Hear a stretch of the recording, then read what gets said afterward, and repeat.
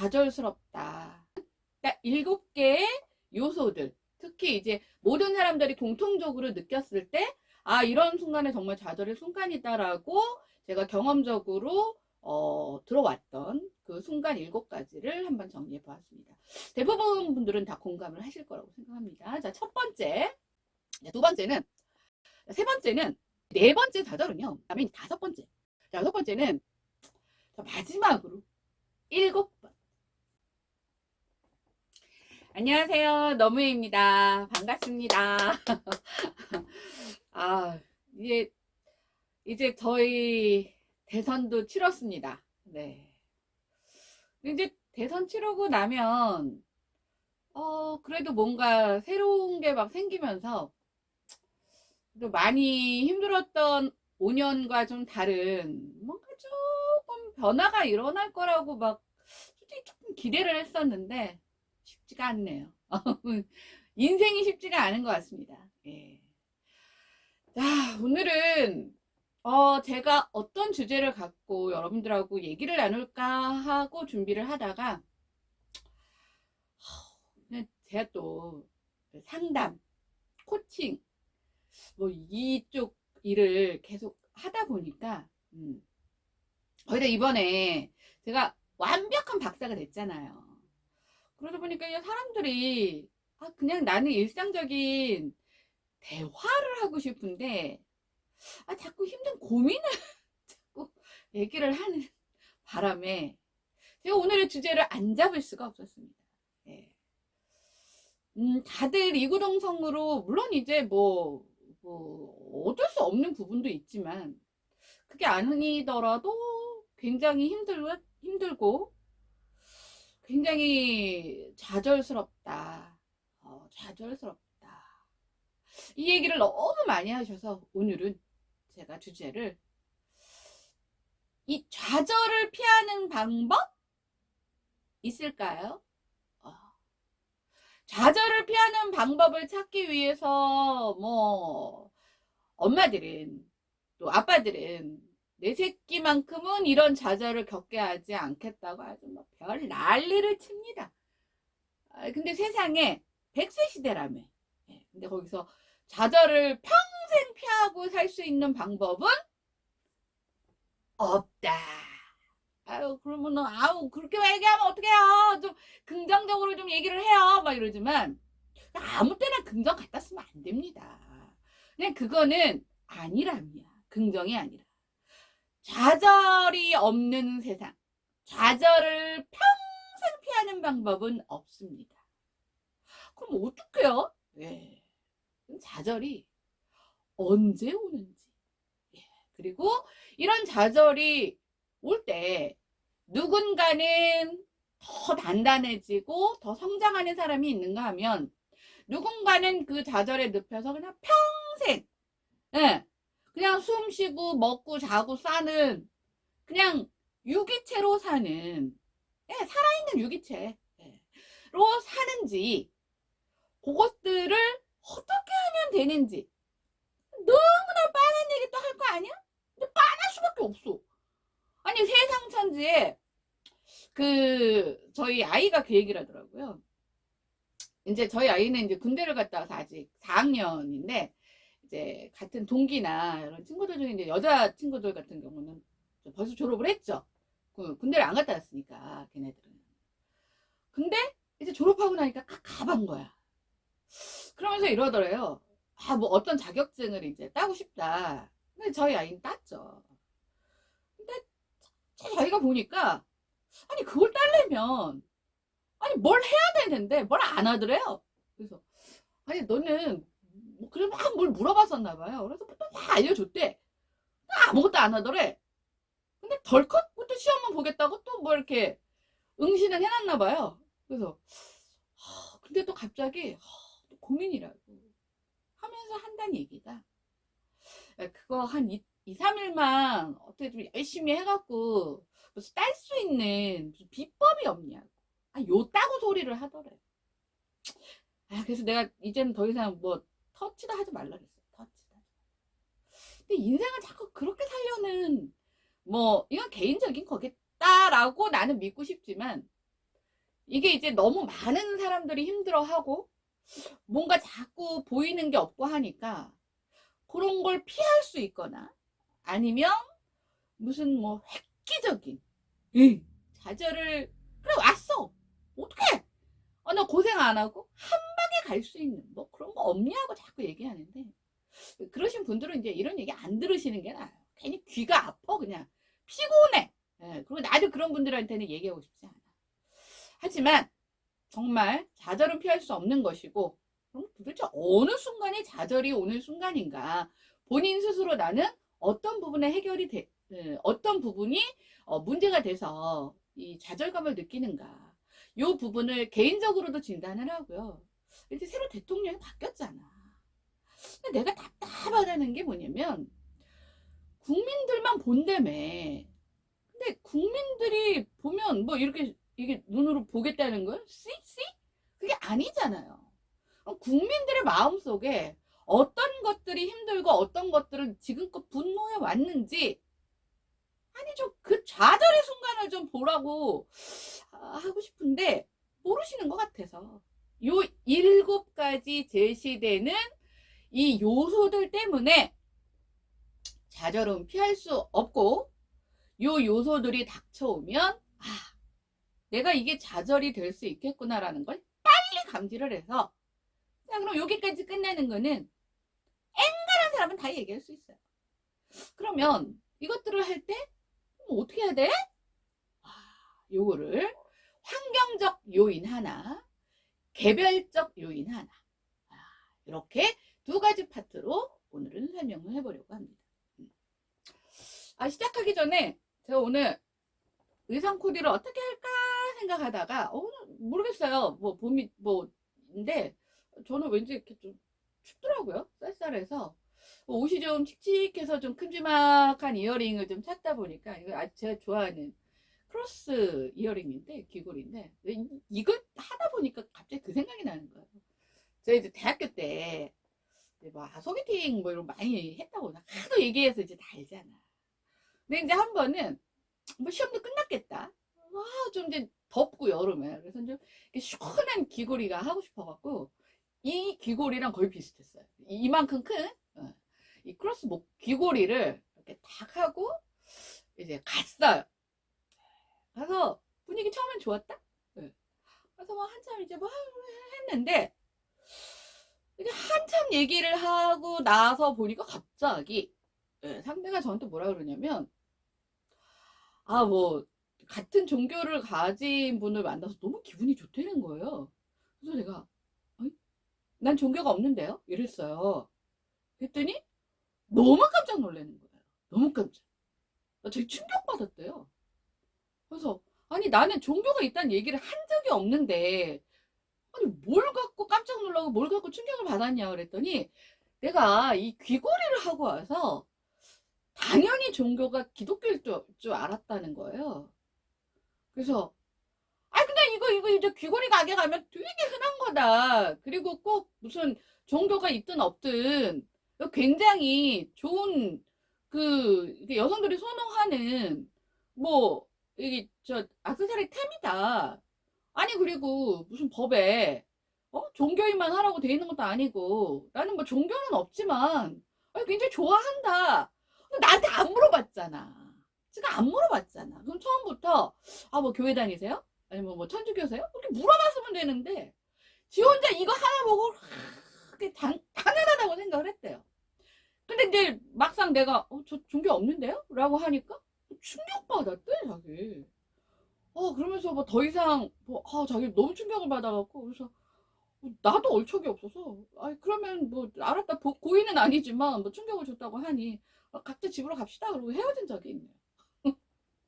그분한테는 그게 좌절의 순간이었을지 모르겠지만 나 이거 하고 왔다고 해서 너 혹시 그렇게 생각하시는 분이 있을까봐 그냥 저는 이 십자가 목걸이 귀걸이 이런 거 좋아하는 그런 관점에서 그리고 다들 이렇게 성경 얘기나 뭐 이렇게 뭐 보면 다 좋은 말씀이잖아요.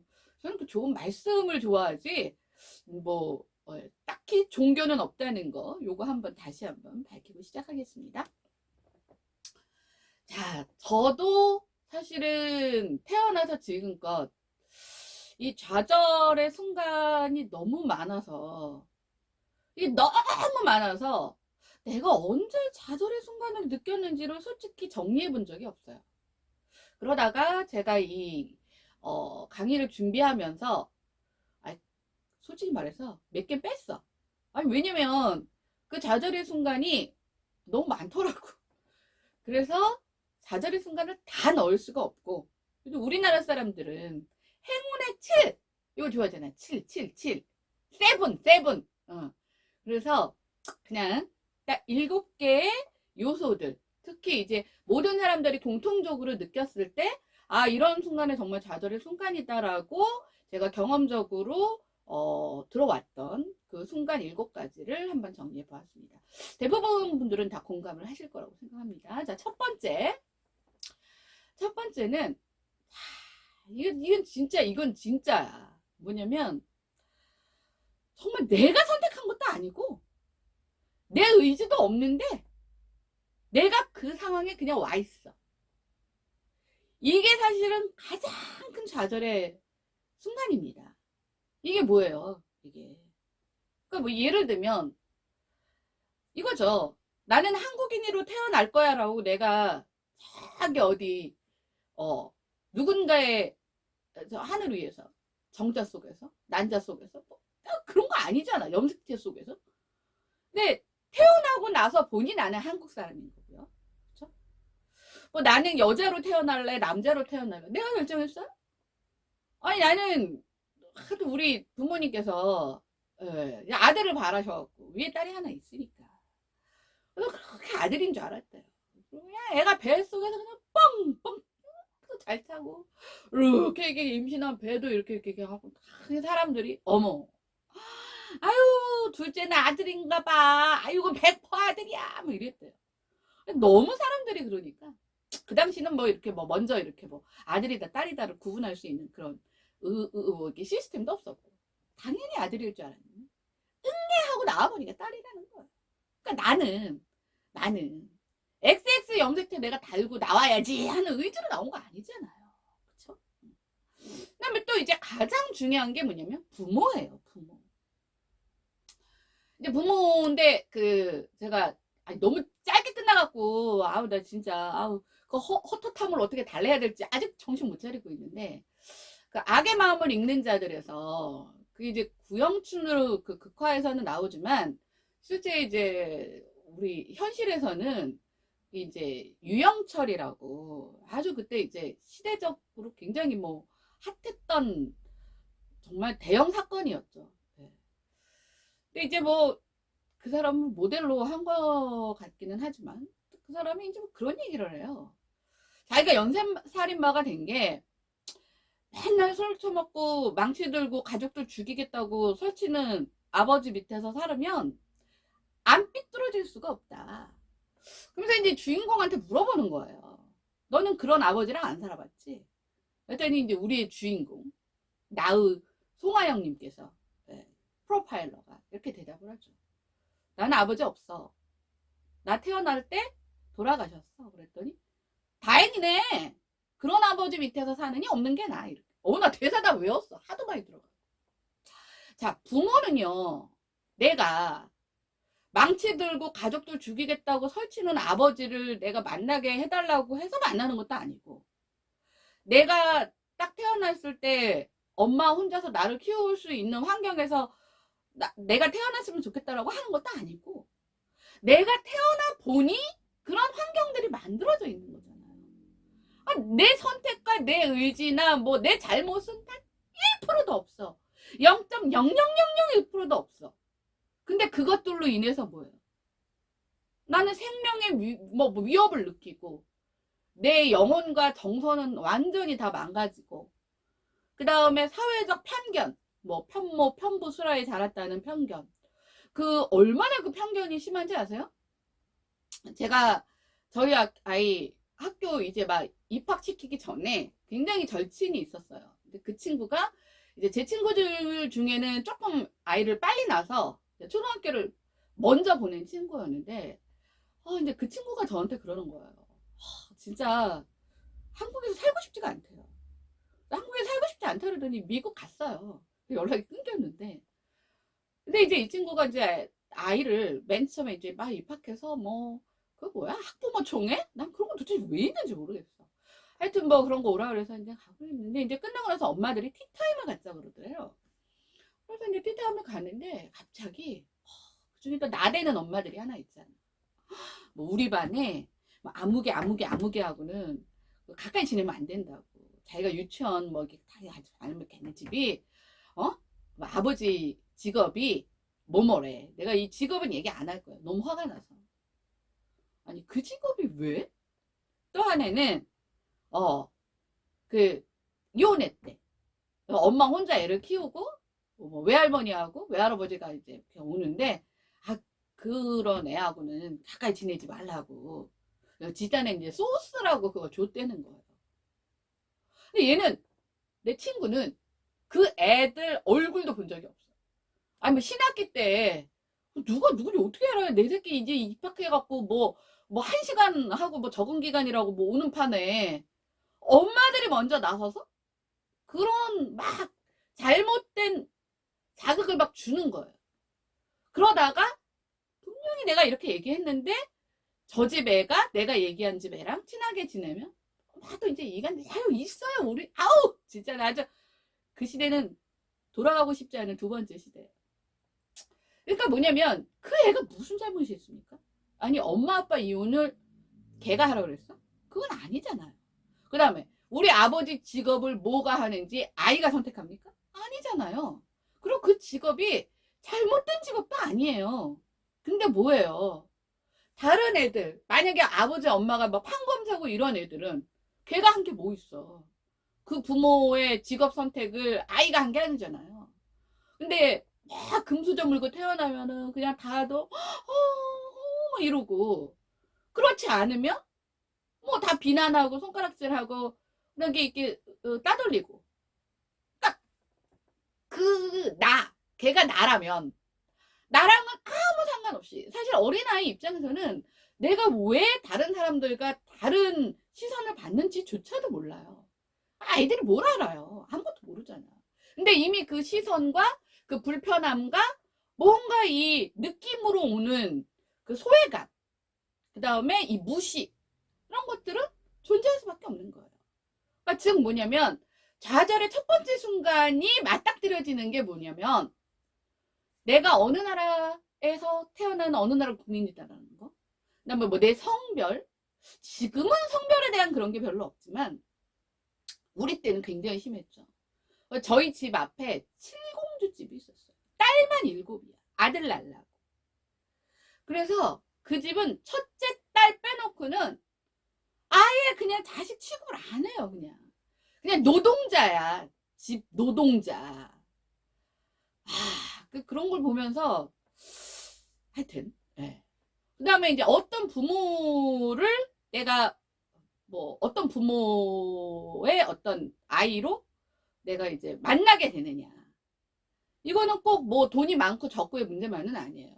우리가 착각하기 쉬운 게, 돈 많고 부유한 부모는, 그 집의 아이는 어떤 면에서든 다 잘 될 거라고 이렇게 착각을 하고 살지만, 뭐 솔직히 말하면 뭐 재벌 2세 3세 뭐 이런 애들은 솔직히 막 주식 막 이런 거 해갖고 이거 몰아주는 거고, 그 외에 그냥 일반적인 경우에는요, 물론 뭐 안 그런 집도 있고, 오히려 그게 더 덫이 돼서 그 아이의 성장을 방해하는 경우도 있어요. 근데 그거는 걔네들이 무슨 잘못이냐. 요런 걸로 인해 생기는 좌절이 사실은 가장 답도 없고, 부모를 받고, 그래, 내가 한국인으로 태어났어. 나 우리나라 정말 살기 싫어. 그래서 뭐 예를 들면 뭐 이민을 가서 시민권자 같아. 뭐 될 수 있는 방법이 있다 칩시다. 그런다고 해서 내 몸속에 몸 안에 내 외모나 내 유전자, 내 감성적으로는 한국인이라는 것 자체가 이게 벗어날 수 없는 건데, 뭐 성형을 한다고 바뀔 수 있는 게 아니잖아. 그러니까 요렇게 내 진짜 의지와 내 아무 그 선택과 상관없는 존재라는 이유 때문에 받는 어떤 차별, 무시, 그다음에 고통, 이런 것들은 사실은 뭐 나중에 어떻게 극복을 하느냐의 문제의 차이는 있겠지만 좌절이 오지 않을 수 없는 아주 가장 진짜 안타까운 좌절의 순간이라고 할 수 있습니다. 이런 경우 굉장히 많죠. 두 번째는 일단 뭐 그래, 내가 뭐 어느 나라 국민이야 뭐 이런 것까지, 어느 나라 뭐 성을 어떻게 타고났어, 뭐 어떤 부모 밑에 살았어, 뭐 그래 그래도 열심히 해야겠다 해갖고 열심히 살았어요. 네? 뭐 부모가 그러던 어떻게 됐던 말던 뭐 진짜 쪽방에서 창고에서 교과서 들고 공부하면서 뭐 어떻게든 나는 진짜 내 대해서 이 비극은 끊어보리라 하는 그런 굳건한 마음으로 그렇게 참 잘 사는 사람들도 많아요, 제 주변에. 그러니까 환경이 분명한 건 사실 좌절을 만들긴 하지만 그 좌절을 그냥 영원한 좌절로 끝내느냐, 아니면 그것을 오히려 내 인생을 망치는 어떤 그 자기의 어떤 합리화 수단으로 쓰느냐, 아니면 그것들을 더 견고하게 자기를 더 성장시키는 에너지를 쓰느냐는 사실은 그 사람의 선택에 달려있는 건 분명히 맞습니다. 근데 문제는 이제 이런 경우예요. 그래서 열심히 했어요. 그래서 막 열심히 살았어. 열심히 살았는데 요즘 현재가 그렇죠. 갑자기 우리나라 지도자로는 인간이 러시아 푸틴 갑자기 전쟁을 일으켰네? 그게 국민들이 전쟁 일으켜 전쟁 일으켜 이게 아니잖아요. 분명히 그 명분도 실리도 없는 그 전쟁을 목숨 걸고 하는 데에는 분명한 이유가 있을 겁니다.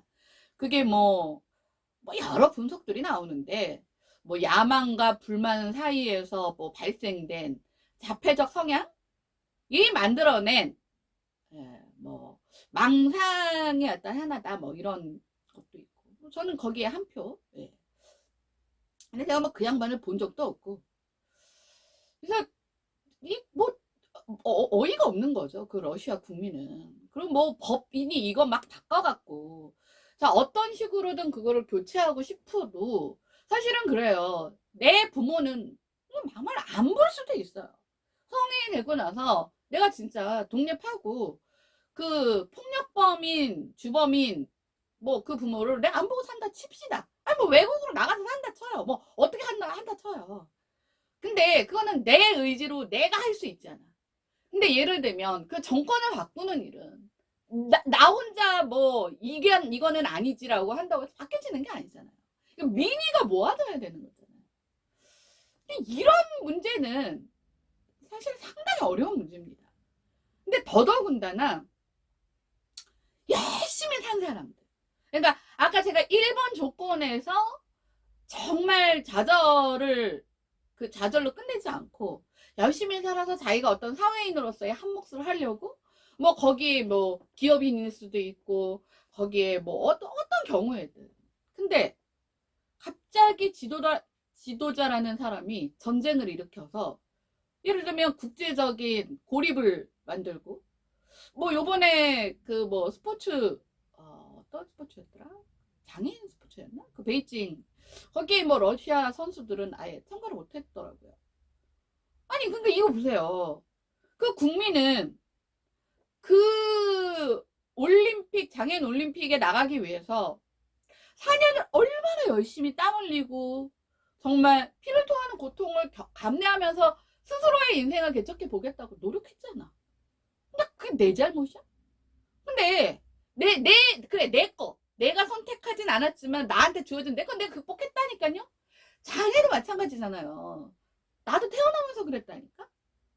네, 제가 근데 그거에 대한 인지를 한 거는 초등학교 6학년 때긴 하지만 하여튼 인지하고 뭐 쭈그려 앉아서 울든 말든 나는 내 길을 내가 찾았잖아. 살았잖아.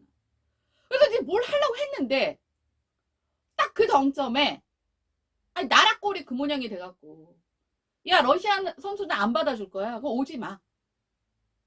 이런 상황이 생기는 건 와, 이건 뭐 도대체 내 힘으로 극복할 수 없는, 근데 내가 그 나라 국민이고 그쵸? 뭐 거기에 그런 것도 나오더라고요. 그럼 뭐 어떻게 해야 되냐? 근데 사실은 그 개인으로 보면 참여할 수 없게 하는 건 어떻게 보면 그 개인으로 보면 굉장히 불이익일 수는 있지만 어떤 압박을 주기 위해서 전 세계가 말도 안 되는 명분 없는 그 전범이라고 지칭하더라고요. 전범을 일으킨 국가의 지도자를 압박하는 수단으로 쓸 수밖에 없는 건 또 맞아요. 근데 사실은 그 개인으로 보면 이거는 좌절을 넘어서 가장 고통스러운 순간이 아닐까라는 생각이 들어요. 근데 세상을 살다 보면 이런 일도 있는 겁니다. 우리나라 역사에도 있잖아요. 우리나라 역사에도. 그러니까 그게 뭐 나 혼자서 뭐 열심히 살지 않았기 때문에 뭐 내가 극복하려는 노력을 하지 않아서 라고 설명될 수 없는 그런 부분들. 이게 또 하나의 이제 좌절을. 근데 참 이 두 번째 좌절은요. 참 도와줄 방법도 사실은 별로 없습니다. 굉장히 안타까운 좌절이죠. 누구나 다 공감할 수밖에 없는 그런 좌절의 순간. 세 번째는 요거 이제 우리가 한 5년을 굉장히 많이 겪었죠. 굉장히 합법적이고 상식적이고 원칙적으로 산 사람이 바보가 되는 세상.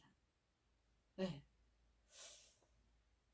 근데 막 불법에 막 찬스에 막 이런 거 쓴 애들 막 의사 되고 막 저는요 다른 건 모르겠는데 의전화는 저는 솔직히 좀 없애야 된다고 생각합니다. 물론 뭐 로스쿨 같은 경우도 뭐 비슷한 루트로 간다고는 하지만 사실 로스쿨의 경우로 비교를 해봤을 때 의사는요 사람의 생명과 직결이 되는 거잖아요. 근데 전공은 내 딴 거 하다가 무슨 3년 의전원 뭐 이런 거 해갖고 3, 4년 의전원 해갖고 그냥 국가 전문의 자격증만 따면은 된다? 이거 하나의 꼼수의 방법이 아닌가라는 생각이 들어요. 그러니까 내 새끼를 의사는 만들고 싶은데 걔가 못 따라와. 그러니까 그런 방법이라도 통해서 왜냐면 의대를 들어가는 것하고 의전원을 들어가는 것하고의 진입 장벽이 완전히 다릅니다. 우리나라에서는. 제가 뭐 외국인 잘 모르겠어요. 외국 시스템은 솔직히 모르겠고 난 우리나라 시스템밖에 모르니까. 그러니까 5년 동안 사실은 뭐 그 의전원조차도 들어갈 실력이 안 돼서 뭐 위조하고 뭐 도대체 뭘 뒤에서 그렇게 다 조작하고 뭐 가담하고 저는 그거 온 가족 사기단이라고 저는 생각을 해요. 그리고 자꾸 뭐 그 얘기 하더라고요. 그 당사자는 뭐 나이가 어려서 당사자요. 저도 저희 아이가 고3 때 저도 입시를 같이 이렇게 치르는 학부형 입장에서 걘 성인입니다. 왜 바보예요? 자기 의사도 없고 뭐도 없나요? 제가 그런 부분이 있어요. 저희 아이가 사실은 대학을 더 쉽게 들어갈 수는 있었어요. 실력에 맞지 않게 조금 더 쉽게. 우리나라 규정이 그래요. 왜냐면 엄마가 다른 것도 아니고 제 주 양육자인 엄마가 중증 이제 장애인 시각장애인일 경우 무슨 사회 배려 대상자 뭐 이렇게 해서 그 합법적으로 만들어진 그 툴이 있어요. 저희 아이 성적을 놓고 봤을 때 그러면 아주 훨씬 더 등급이 올라간 상태에서의 그런 학교들 갈 수가 있었어요. 그리고 이제 담임 선생님도 모르셨다가 고3 때 이제 상담을 이렇게 딱 갔는데 그때 아시고는 이제 저한테 이렇게 살짝 언지만 주셨는데 제가 그 아예 반응을 안 하니까 이제 아이한테 얘기를 했나 봐요. 그런 제도가 있는데 근데 이제 저희 아이가 그냥 단칼에 그거는 아닌 것 같다. 뭐 내가 가는 것 내가 거기 가서 공부를 해야 되는데 나는 그냥 내 수준에 맞게 거기 가서 밑바닥부터 하겠다. 그래서 그 담임 선생님이 어떻게 키워야 저렇게 아이가 자기 소신도 있고. 아, 제가 깜짝 놀랐다고. 남들은 그거 못해서 쌩 난린데. 아니, 뭐 그렇게 합법적인 것도 뭐 있는데도 불구하고 뭐 안 가는 사람도 있는데, 왜냐면 그게 결과적으로는 본인한테 도움이 되지 않는다는 걸 알기 때문에. 근데 부모가 양쪽에서 그런다고 낼름낼름 하라는 대로 한 성인이잖아요. 나는 그거 다 똑같다고 봐요. 다들 공모자들이야. 근데 도대체 왜 그거를 안 바꾸는지 모르겠어요. 그러면 죽어라 하고 진짜 초등학교 때부터 제 주변에 의대에 간 친구들이 몇 명 있는데, 정말 걔네들은요 뭐 단순히 머리가 좋아서 가는 것 정도가 아니더라고요. 그리고 그 친구들은 인정을 안 해줄 수가 없어요. 뭐 나중에 의사가 돼서 뭐 어떻게 되는지는 뭐 직업의식, 윤리의식 뭐 그런 건 나중 문제고, 하여튼 그 과정이 정말 힘들다는 거. 근데 그런 친구들 입장에서 봤을 때 누구는 저렇게 뭐 내 띵가띵가 뭐 아버지가 뭐 인터뷰하면서 우리 애가 공부를 못한다는 이 얘기를 들은 애가 어찌저찌 해서 뭐 대학 들어가더니 어찌저찌 해서 부모들이 다 위조해줘서 들어가고, 뭐 성적도 바닥이었는데 또 어찌저찌 해서 됐다가 그 국가 의사 자격증 전문의 시험이 있더라고요. 그래서 제가 물어봤어요. 서울대 의대 다니는 그 친구가 하나 있어서. 들었어요? 그 전문의 시험에 어떤 커리큘럼으로 시험을 보는지. 아니 뭐 그런 식이면은 나도 한 6개월 공부하면은 나도 전문의 자격증 따겠더라고요. 그러니까 그 과정과 절차는 중요하지 않은 거예요. 그러면 정말 열심히 한 사람들은 어떻게 돼요? 좌절스럽지 않을 수가 없는 거예요. 뭐 아주 작게는 이건 거예요. 그 우리 코로나 때문에 뭐 그 방역지원금이라고 소상공인 자영업자한테 주는 뭐 그런 거, 뭐 거기서부터도 마찬가지예요. 어떻게든 살아보겠다고 방법을 모색하고 변화를 꾀하고, 그 다음에 인정하고 싶진 않지만 정말 내 살을 베내는 아픔과 고통과 구조조정을 통해서 어떻게든 해서 이 매출을 조금이라도 일으킨 사람은, 야 너 매출을 일으켰으니까 넌 빼고 쭉 매출 없는 애들만 지원해줄게. 제가 진짜 그때 너무 정말 화가 나서. 그리고 뭐 이거는 아주 사소하겠지만 뭐 이런 것도 굉장히 많았어요. 정말 열심히, 예전에 어떤 아이가 그 이제 엄마를 살해한 일이 있었는데, 근데 그런 거예요. 형제인데 축자꾸 이제 부모한테 인정받아 보고 싶어서, 정말 아니 공부가 너무 재밌는 사람 빼고는 공부가 정말 재밌어 사는 사람이 몇 사람 됩니까? 근데 얘는 부모님한테 사실 인정받고 싶어서 정말 공부를 열심히 했고, 그래서 좋은 대학을 갔고, 좋은 대학을 가다 보니까 이제 과외 같은 게 잘 들어왔었나 봐요. 그래서 과외를 해서 돈도 자기가 다 이제 벌면서 다니고. 근데 이제 그 형은 개망난이었던 거야. 맨날 뭐 사고 쳐갖고 그럼 뭐 이렇게 합의금 내주고. 근데 이 엄마가 그 장남에 대한 이상한 또 집착이 있었는지 이제 뭐만 하면은 다 형 밀어주겠다. 뭐만 하면은 형 하다가 무슨 사고가 터진 것 같은데. 이럴 때 겪는 좌절은요, 이거는 겪어보지 않은 사람은 모릅니다.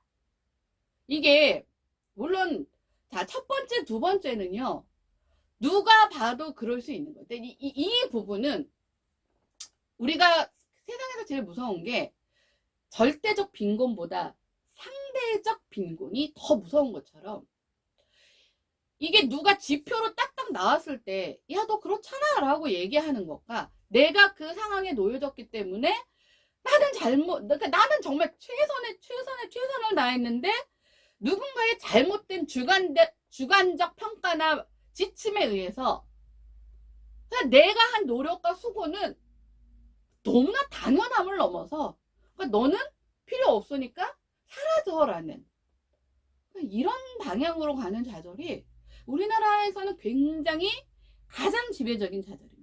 첫 번째, 두 번째 말씀드린 좌절은 다른 나라도 마찬가지일 거라고 저는 생각을 해요. 근데 유난히 우리나라는 제가 봤을 때는 엄치나 뭐 이런 얘기가 있는 나라도 우리나라밖에 없을 거고요. 우리나라는 우리 아이가 예를 들면 뭐 어느 정도의 뭐 그 수준을 갖고 있는지를 평가하는 게 데이터를 갖고 평가하는 게 아니라요. 옆집에 내 친구 딸 누구, 네. 내 친구 딸 누구는 그렇지 않나요? 내 친구하고 내 친구 남편하고 나하고 내 남편하고 유전자가 완전히 다른데 그러면 그 딸하고 우리 애가 같을 리가 있어요?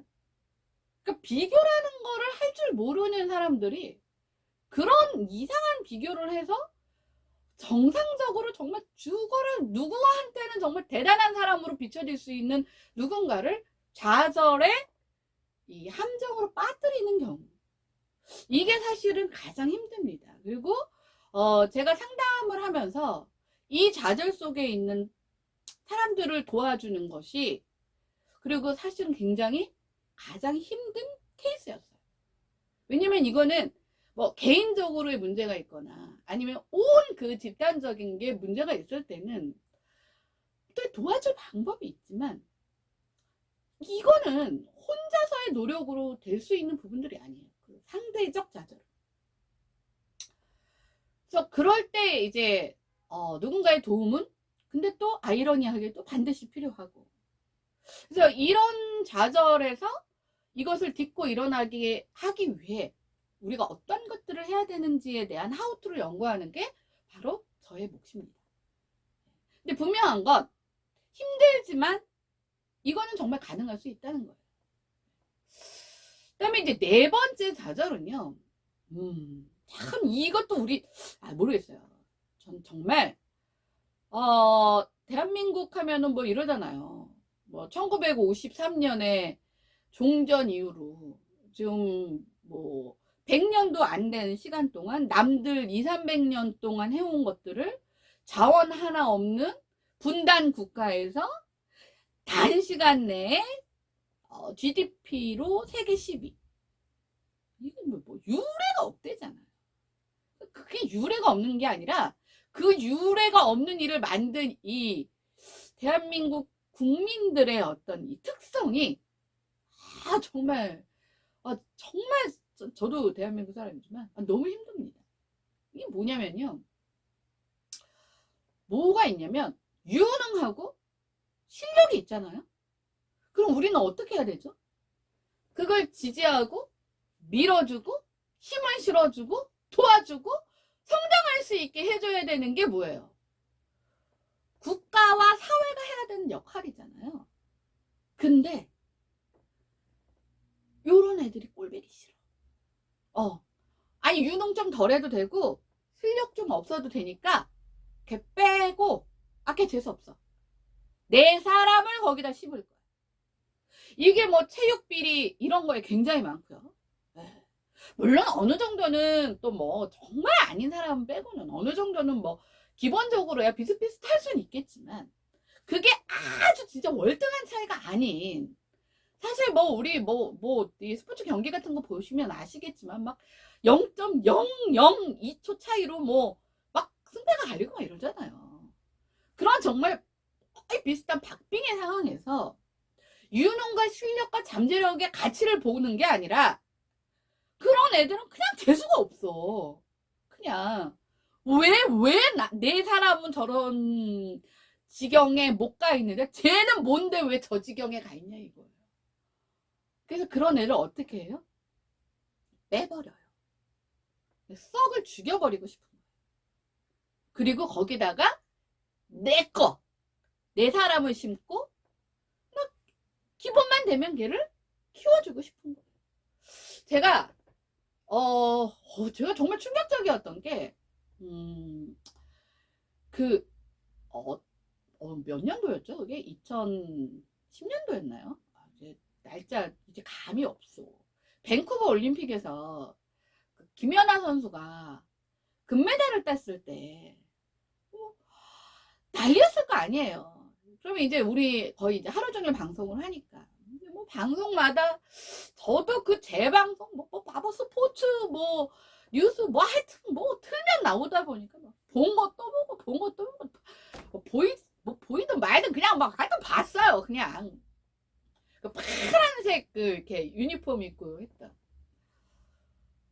근데 제가 이제 머리를 하러 갔는데 거기도 이제 TV를 이렇게 틀어놨는데 아니나 다를까? 그 밴쿠버 올림픽에서 금메달 땄던 김연아 선수의 그 마지막 장면이 이렇게 또 막 나오는 거예요. 근데 고등학교 3명 여자애가 교복을 입고 이렇게 쑥 머리를 하러 오면서 딱 그 TV를 보면서 뭐랬는지 알아요? 아, 재수없어. 저거 또 나오네. 이러는 거예요. 제가 순간적으로 아니 이건 뭐지? 근데 이제 그 부원장이 지금 예, 저의 부원장님이 그 당시에도 이제 제 머리를 해주셨던 분이니까 그분도 약간 충격을 받아서 아니 왜 너네는 뭐 아니 알지도 못하잖아요. 가까운 사람도 아니고 지내본 사람도 아니잖아. 근데 막 욕을 하는 거예요. 쟤 재수없어 죽겠어. 뭐 지가 뭐 저거 금메달 땄으면 어쩌고저쩌고 뭐 셋이서 여자애 셋이. 그래서 물어보더라고요. 왜 그렇게 욕을 하냐? 안 보고 싶대요. 욕을 하냐 그랬더니 문제는 이제 뭐 걔네들 입장에서 뭐 그럴 수도 있다고 할 수도 있다고 하지만 중학생도 아니고 초등학생도 아니고 고등학생이잖아. 고2인가 뭐 고3이었던데 보니까 얘네들이 뭐라 그러냐면 쟤 때문에 내가 맨날 이제 아빠가 누구 딸은 저렇게 해서 국위를 선양하고 저 돈을 저렇게 벌어다 주는데 이거 굉장히 유명한 일화예요. 너는 도대체 뭐 이거 있잖아. 그러면 이제 고등학생 정도 되면 또 이제 지지 않죠. 그러면 저 집 엄마는 아이의 저렇게 싹수를 미리미리 보고 저렇게 키워주는데 엄마는 뭐 하는 거냐? 무슨 뭐? 너 지만 보면 그냥 화가 난다는 거예요. 안 봤으면 좋겠대요. 그러면서 저거 하다가 저 뭐 떡볶이 사 먹고 오겠다고 셋이 또 우르르 나가더라고. 그래서 제가 그걸 보면서 아니 그냥 우리가 비슷비슷한 상황에서의 유능과 실력이 좀 있는 것에 대한 뭐 반은 질투이고 반은 부러움이고 이럴 수는 있는데 아니 그 상황은 탑 오브 더 탑이잖아. 아니 대한민국에서 비교하는 거는 그냥 그거 잘하는 나라에 다리 길고 팔다리 길고 그 다음에 이제 이 스케이트장이나 이런 것들의 이 인프라가 잘 된 나라에서는 하는 거지. 우리나라에서는 꿈도 못 꿨는데 근데 그냥 그것도 꼴보기 싫더라는 거야. 그런데 그 정도 되니까 사실은 범접이잖아. 예. 이거는 어떻게 할 수 없는 위치에 있으니까 그렇지. 만약에 그 정도 위치에 있지 않고 끌어내릴 수 있는 위치에 있는 케이스였다면 정말 가진 수단과 방법을 가리지 않고 끌어내는 분명한 그런 존재들이 있을 거라는 내가 생각이 들더라고요. 이게 글로벌하게 갔으니까 그랬지. 아마 대한민국 안에서 그랬으면 쥐도새도 모르게 그 유능함 때문에 뭔가 질타를 받고 그 유능함을 인정하고 싶지 않아서 그 뿌리를 없애려는 그런 나쁜 그런 존재들 또 기득권자들에 의해서 굉장히 좌절을 겪는 그런 케이스가 있을 것 같더라고. 무서워요. 나 어떡하지? 그냥 재미를 들으세요. 네. 자, 또 하나는 이렇게 유능하고 실력이 있으면 우리나라는 그 꼴을 못 보다 못해 이제 뺐습니다. 국민 정서에 누구 그렇게 도둑질하는 정서가 그렇게 있는 것 같지는 않은데 이게 이제 얼마 전에 나온 거예요. 뭐냐면 이제 우리나라에서는 이제 사실 취업률도 낮고 이제 뭐 AI 뭐 어쩌고 해갖고 이제 굉장히 자동화 이런 걸로 해서 이제 노동력도 굉장히 많이 가치가 떨어지고 그러다 보니까 뭐 이제 스타트업 해라 뭐 창업해라 뭐 이렇게 나오잖아요. 그러니까 진짜 이제 어떤 진짜 정말 자기가 잘하는 분야. 그 다음에 이제 여성들이 그 다음에 가장 이 고객층하고 소통하기 좋은 소비자를 두고 있는 어떤 이제 여성 CEO분이 스타트업을 창업을 하셨어요. 그래서 굉장히 좋은 아이디어로 잘 나갔어요. 그래서 이제 어느 정도 이제 매출도 생기고 이렇게 조금씩 잘 나가고 이게 입소문이 나기 시작했나 봐요. 그랬더니 내가 이 분명한 건 이거 LG야, LG. LG 뭐야? 하여튼 LG가 계열사가 너무 많아서 모르겠다. 근데 LG 이제 어디서 이제 어떤 것들을 하는데 이제 우리 공동 프로젝트를 하자. 그래서 여기는 이제 기회다라고 생각을 했겠죠. 그래서 이제 일정 부분 이제 자금이나 이런 것들은 조금 편안해졌어요. 사실 스타트업이요. 이게 어느 정도 단계까지 가기에 사실은 다 굶어 죽을 일이 굉장히 많아요. 왜냐면 우리나라는 그런 것들을 인정하는 하여튼 그런 기업 문화가 없기 때문에. 근데 하여튼 버텼어. 그래서 이제는 조금 이제 뭐 직원들을 월급 준다거나 뭐 어떤 그런 회사를 운영하는 데 있어서는 조금 좀 유리해진 상황에서 정말 열심히 이제 자료 공유하고 했어요. 근데 한 1년 반 있다가 보니까 얘네들이 갑자기 뭐 이제 계약을 더 이상 연장하지 않겠다는 건지 뭔지는 자세한 거는 몰라요. 뉴스에만 나온 거라서. 그래 놓고 한 2, 3개월이 지나니까 걔네들은 이 규모의 경제와 인력풀이 빵빵하잖아요. 그러니까 그 어느 정도의 7, 80%까지 오는 게 어려운 거지. 나머지 마무리하는 건 그냥 뭐 스타트업에서 뭐 한 4, 5명, 뭐 10명 이내가 진짜 뭐 탐을 세고 1년을 해야 할 그 프로그래밍을 얘네들은 인력풀도 많고 뭐 높은 저 페이 주고 아주 그 전문가 뽑아갖고 쓰면 되니까 3개월 만에 2, 3개월 만에 그거를 자기네들 이름으로 무슨 서비스 해갖고 출시를 한 거예요. 그래서 이제 이 스타트업 이쪽에서는 뭐 완전 난리가 났죠. 그리고 똑같은 이름에 이게 있으면 대기업에서 운영하는 쪽을 소비자가 선택을 하겠습니까? 아니면 뭐 아직 거기 완성이 안 됐으니까. 그 스타트업 근데 일단 무슨 서비스에 이미 점령이 돼버린 거예요. 그래갖고 이제 이게 그 고소 고발로 들어갔어요. 근데 고소 고발 하려도 돈 들어가잖아. 근데 이게 이제 뭐 이 CEO분께서 너무 진짜 이건 자절을 넘어서 정말 굴욕을 넘어서 그러니까 뭐라고 말로 표현을 못 하시더라고요. 그리고 그때 정말 열심히 같이 정말 이 꿈을 이루기 위해서 같이 열심히 일했던 그 직원분들도 이거 뭐 어떻게 해야 되나 이제. 그러니까 몇 년 동안에 내가 쌓았던 모든 것들이 다 뺏긴 거잖아요. 그래서 이제 이슈가 됐는데 걔네들이 아무 반응이 없으니까 이제 언론에 이제 그게 나온 거예요. 그러니까 이제 언론 좀 나오니까 이제 그제서야 뭐 핵심 그거는 뭐 자기네들이 안 쓰겠다. 근데 이미 풀렸어요, 시장에 그 서비스가. 그럼 저처럼 뉴스를 보고 꼼꼼히 챙기지 않는 사람은 그냥 이런 서비스가 있네. 여기 저 LG에서 만든 거네. 아니 우리나라 LG면은 10대 기업 안에 들어가는 대기업이잖아. 그러면 스타트업에서 뭐 하겠다는 게 막말로 이제 몇 달 뒤에 나온다고 칩시다. 그럼 질적으로는 이쪽이 더 낫고 원래 서비스를 하겠다라는 것의 본질은 이쪽이 더 강해도 이게 이게 소비자 입장에서는 사실 그렇게까지 디테일하게 들어갈 수 없는 거예요. 이 사람들은 몇 년 동안 준비했던 게 그냥 나 하루아침에 날아갔어요. 근데 제가 그 모습을 보면서 왜 이렇게 공감이 가죠? 사실 저도 2년 반 동안 정말 많이 느꼈던 거거든요. 그래서 제가 오죽하면 이제는 뭐가 투자자가 뭐 자료를 요청합니다 뭐 이러면 처음에는 그래도 뭔가 관심을 보는구나 이렇게 사실은 좀 긍정적으로 생각을 하다가 요즘에는 자꾸 무슨 생각이 드냐면 저거 아이디어 보려고 그러는 거 아니야? 아니 막말로 까서 알맹이가 전혀 달라도요 타이틀이 같으면 다 같은 걸로 보여요. 그리고 먼저 이 선점 효과라는 것도 굉장히 무섭습니다. 근데 그게 대기업이야? 그럼 우리는 뭐 하나 특허를 백내 걸어놓으면 뭐합니까? 그거 못 당합니다. 그래서 우리나라에서 재벌이라는 게 전 세계적으로 유일하게 있고 뭐 하려면 전부 계열사 막 만들어갖고 문어발식으로 만들어 놓고 규모의 경제로 키우는 이유가 뭐냐면 인지도와 지배력, 시장 점유율 이런 것 때문에 그런 거거든요. 나는 지금도 고민이야.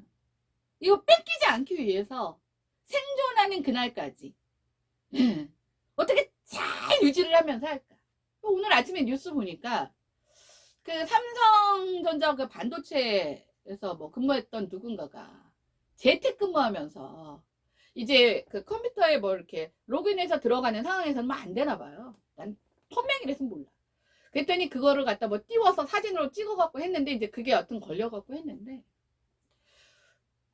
이게 우리는 뺏고 빼돌리고 돈만 주면 그냥 다 필요 없어. 그냥 나한테 돈만 되면 뭐 그냥 이런 식의 남의 어떤 지적 자산이나 이런 것들에 대한 가치가 너무 없고 그런 것들에서 정말 좌절을 맛보는. 그래서 세상에서 제가 봤을 때는 선진 10개국 중에 기업하기 가장 힘든 나라가 우리나라라고 나는 생각을 합니다. 그래서 나름 전략을 세웠어요. 너무 걱정하지 마세요. 제가 또 그렇게 당하고만 사는 몰랐을 때는 몰라도 알고 나서는 안 당합니다. 요런 게 굉장히 좌절을 저도 너무 여기 좌절을 너무 많이 겪어하고 가슴이 아파. 자, 그 다음에 이제 5번째. 이게 뭐냐면 이게 이제 표현을 그렇게 하더라고요. 오늘의 희생이 내일을 만든다라는 정말 굳은 신념으로 오늘을 막 희생시켜서 만들어 놨는데 내일이 없어지게 되는 거예요. 그래서 뭐냐면 아주 사소하게는 그냥 우리 이제 좀 가볍게 가봅시다. 뭐 이런 거죠. 이제 젊었을 때 한 푼이라도 더 벌어야지. 열심히 벌어갖고 이제 어느 시점에 나는 한 2, 3년 그냥 쿵쿵 돈 쓰면서 세계 일주할 거야 라고 했더니 갑자기 코로나가 터져버렸네. 그래서 세계 일주는 고사하고 가족들 만나는 것도 힘들어. 친구도 못 만나. 아니 뭐 이런 상황에 맞닥뜨려졌을 때 느끼는 좌절들. 이거는요 좌절을 넘어. 자, 젊은 사람들은요 그 기간에 2, 3년 뭐 3년이 갈지 4년이 갈지 모르겠지만 일단 벌써 3년 차잖아요. 그러면 정 안 되면 20대 때 못 가면 30대 때 가고 30대 때 못 되면 40대 때 가고. 근데 이제 빠르잖아요. 오늘의 희생. 그냥 죽어라 하고 희생을 한 거야. 그래서 했는데 예를 들면 여행이라는 것도 다리도 좀 튼튼하고 뭔가 좀 에너지가 있을 때 다니는 거잖아요. 근데 거기다가 뭐 이런 코로나까지 걸렸네? 합병증까지 생겼네? 그래서 이제는 뭐 이렇게 사람 만나는 것도 무섭네? 이런 상황이 생기면요 내 인생을 모두 다 정말 도둑질 당한 것 같은 단순한 좌절을 넘어서 이건 회복을 하기 참 어려운 좌절이 오늘의 희생이 내일을 만든답니다.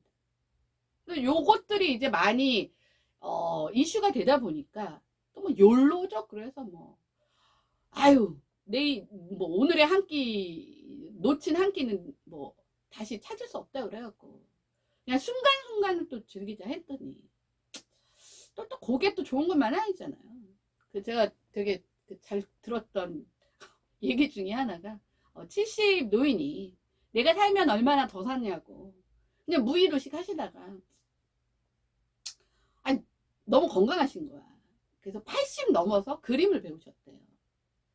그래서 이제 90 넘어서까지 그림을 그리셨는데 이제 팔이 이렇게 기운이 없으니까 붓을 두면 자꾸 떠올리시나 봐요. 그래서 그림을 놓으셨대요. 그러면서 이제 하신 말씀이 내가 70부터 배웠으면 이 좋은 내 취미를 내가 정말 죽을 때까지 더 많이 할 수 있었을 텐데 이런 말씀을 하셨다는 이게 굉장히 유명한 얘기가 있죠. 그래서 오늘을 희생해서도 안 되고 내일이 없다고 오늘만 즐겨서도 안 되고 둘 다 뭐예요? 좌절을 만드는 요소들이에요. 그러니까 뭐든지 적당히 해야 되는데 그럼 적당히 어떻게 하느냐. 제가 봤을 때는 그냥 6대4 정도로 가면 좋을 것 같아요. 오늘의 현재를 충실히 하는 거 6. 그 다음에 미래를 위해서 하는 거 4. 이 정도 되면은 뭐 좀 덜 억울하지 않을까. 자, 6번째. 길죠? 근데 원래 제가 한 거는 거의 20개 됐어요. 자, 6번째는 이게 이제 우리나라에서 인국공 사태라고 해서 뭐 그런 거죠. 나는 죽으라고 진짜 막 코피 터져가면서 3년을 공부해서 그 자리를 갔는데 갑자기 대통령이 딱 그 자리에 나타나셔갖고 오늘부로 뭐 비정규직을 모두 다 정규직화시키겠다. 이런 거. 이게 이제 불공정의 첫 번째로 사실은 굉장히 좌절감을 많이 느끼게 한 것들이잖아요. 물론 뭐 비정규직 힘든 거 저도 압니다. 근데 비정규직 힘든 거를 해주겠다고 그러면 비정규직이 정규직으로 가는 과정을 싸그리 무시하고 그냥 누군가의 한마디에 그리고 그 사람이 만약에 인천국제공항을 안 가고 딴 데 가셔서 그 얘기 하셨으면 그럼 딴 데 있는 사람은 수혜를 보고 뭐 예를 들면 인천국제공항에 있던 비정규직은 또 그대로 있었을 거 아니냐 뭐 이런 식으로 저는 그래요. 이 승업할 수 있는 이 단계는 정말 사회적으로 존재를 해야 된다고 생각을 합니다. 제일 지금 2030 친구들이 정말 흔한 말로 정말 역겨워하는 게 이런 거잖아요. 그 이제 제 주변에 정말 이제 몸도 굉장히 이제 안 좋은데 열심히 공부를 해서 임용고시에 합격을 해서 초등학교 교사가 된 친구가 있어요. 신입이죠, 완전 신입. 막내. 그러니까 이제 학교 안에 아이들을 가르치는 일도 있지만 뭐 막 그 행정 업무가 좀 많습니까? 근데 이제 이 친구가 이제 막 신입이고 이제 막내고 그 다음에 이제 뭐 코로나 때문에 뭐 걸리신 선생님들도 계시고 하다 보니까 이제 행정 업무가 뭐 장난이 아니었나 봐요.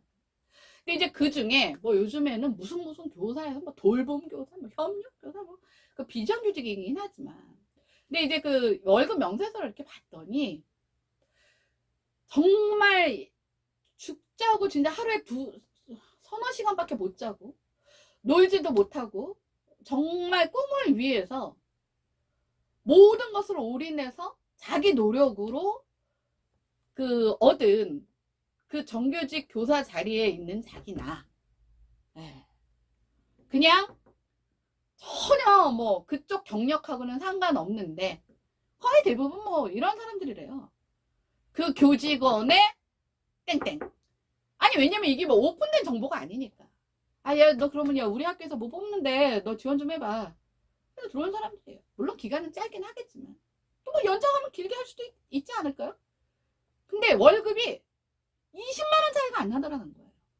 물론 이런 사람들은 거기서 끝나고 이 친구는 계속 이제 올라가겠지만 그 순간 그 명세서를 같이 놓고 본 그 노력한 친구 입장에서 보면 내가 이러려고 진짜 그 남들 뭐 놀고 뭐 여행 가고 뭐 하고 싶은 거 다 하고 나는 그거를 다 진짜 견디고 극복하고 얻은 자리인데 결국 나한테 돌아오는 보상이 이 수도 없이 많은 이 서류들과 그 다음에 그냥 아무 노력도 근거도 없는 비전문적인 사람이랑 20만원 차이도 안 나는 교통비 차이도 안 나는 이런 대접을 받아야 되나?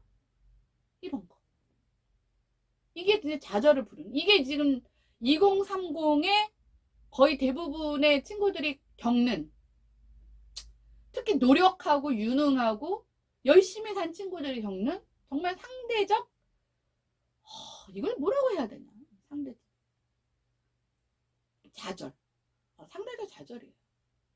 뭐 그렇다고 그 친구가 그 자리에 있는 것 자체에 대한 뭐 비난이나 뭐 이런 거를 하는 사람은 없을 거 아니에요. 적어도. 근데 그런 비난이 있어서가 아니라 정말 내가 이럴 만한 가치가 있었던 건가라는 내 노력에 대한 회의감. 왜 이걸 느끼게 해야 되죠, 사회가? 국가가? 그러니까 이게 뭐냐면 뭐가 중요하고 뭐가 중요하지 않은지 그 다음에 뭐가 핵심이고 덜 핵심인지 기준이 없기 때문이에요. 기준이. 그냥 누가 좀 뭐라 그래서 뭐 억울하다 그러면은 또 찔끔 또 뭐 던져주고 그럼 얘 억울하다고 던져주니까 이쪽이 억울해. 이것도 아니고 저것도 아니고 이렇게 몇십 년을 살았는데 최근 5년이 가장 심각했던 거죠. 자, 마지막으로 7번 제가 꼽은, 사실 이건요 평생 가는 것 같아요. 평생. 생애 주기별로 오는 것 같습니다. 이것은. 그래서 여태까지 얘기했던 것들은 어떤 일정 부분에서 뭔가가 제시가 되면 좀 가능할 수 있는 건데, 이거는 평생을 가는 게 뭐냐면 내 말, 내 뜻, 내 생각, 내 가치, 이런 것들이 전부 다 무시되고 짓밟히고 그 다음에 귀를 닫고 들어주지 않는 상황이에요. 뭐 아이들 같은 경우는 그런 거죠. 뭐 엄마 나 뭐 하고 싶지 않아 하는데 시끄러! 하고 이제 엄마가 계속 이제 뺑뺑이를 돌리거나 하고 싶지 않아가 묵살돼 버리는 거예요. 근데 애가 학교를 가고 싶지 않아는 좀 고민해 볼 만하죠. 학교도 아니고 자기 욕심에 만들어 오는 그 풀 안에 하고 싶지 않아를 뭐 다 들어주지 않는 거예요. 그 다음에 뭐 점점 성장을 하면서 그 사람의 진로, 뭐 결혼, 뭐 이직, 뭐 한마디로 얘기하면 뭐 여러 면에서 이 약자의 입장에 있을 수밖에 없는 이런 사람들의 얘기들이 전혀 전달되지 않고 무시하거나 조롱당하거나 뭐 이런 경우는 이게 아주 좌절을 만드는 가장 큰 잘못된 행태가 아닌가 생각이 듭니다.